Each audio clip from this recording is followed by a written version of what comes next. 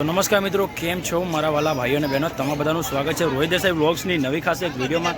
તો મિત્રો, આજે આપણે આવી ગયા છે લાભા મંદિરે અને આપણા કેટલાક ભાઈઓ મળવા આવ્યા છે। આપણા રાહુલભાઈ છે અને એમના ફ્રેન્ડ છે, એ અહીંયા લાભામાં રહે છે અને આપણા ખાસ ફ્રેન્ડ છે, તો મળવા આવી ગયા। મિત્રો, આપણે લાભા મંદિરની વાત કરીએ તો જે ભગવાન છે બળિયાદેવ, એમને બર્બરીક તરીકે પણ ઓળખવામાં આવે છે, જે ભીમના પુત્ર ઘટોત્કચ અને ઘટોત્કચના એ પુત્ર હતા।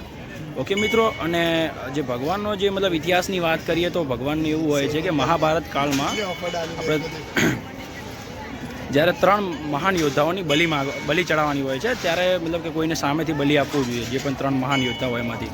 તો એક હતા કૃષ્ણ, એક હતા અર્જુન અને એક હતા બર્બરીક।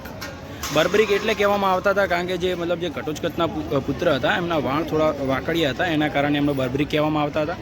અને જ્યારે અર્જુન કહે છે ભગવાનને કે ચલો ભગવાન, હું પોતે સામેથી બલિ આપી દઉં, પણ ભગવાન એમ કહે છે તો આ ધર્મ યુદ્ધ નહીં ગણાય, કારણ કે 5 પાંડવ અને કૌરવો સામેનું યુદ્ધ હતું। તો પછી બર્બરીક સામેથી આવીને કૃષ્ણ ભગવાનને કહે છે કે પ્રભુ, હું બલિ આપવા તૈયાર છું, પણ મારી એક ઈચ્છા છે કે હું પોતે આ યુદ્ધ જોઈ શકું। એટલે ભગવાન એમની બલિ સ્વીકાર કરે છે અને એમનું જે મસ્તક હોય છે એક પહાડી ઉપર રાખે છે અને 18 દિવસનું એ યુદ્ધ પણ જોવે છે। અને આ ત્યાગને જોઈ અને કૃષ્ણ ભગવાન મતલબ જે બર્બરીક છે પણ બળિયાદેવ છે, જેમને ખાટુ શ્યામ પણ તરીકે પણ ઓળખવામાં આવે છે, એમને વરદાન આપે છે કે જે તારી શરણે આવશે એના તમામ ચામડીના રોગ દૂર થશે। અને આમને શીતળાના પણ ભગવાન તરીકે પૂજવામાં આવે છે। ઘણા ખરા લોકો બળિયાદેવને જાણતા નથી અને એમને ખબર નથી હોતી કે એમની કઈ રીતે પૂજા થાય છે, એમનું શું મહત્ત્વ છે, એમનો મહાભારત કાળથી શું સંબંધ છે। તો મિત્રો, ચલો હું તમને બતાવું બળિયાદેવ મંદિર। તો મિત્રો, અહીંયા આગળ પ્રસાદ કેન્દ્ર પણ આવેલું છે અને પેલી બાજુ પાર્કિંગ પણ આવેલું છે।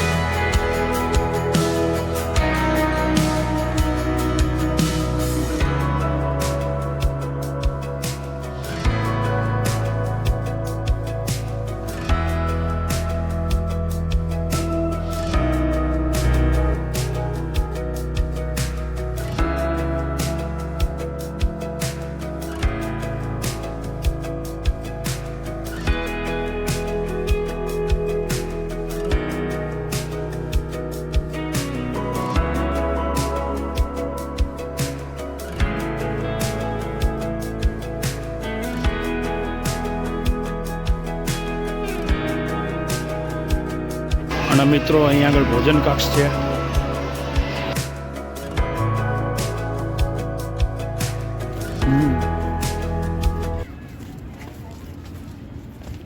તો મિત્રો, આજે આપણે લાભાનું મંદિર ફરી ચૂક્યા છીએ।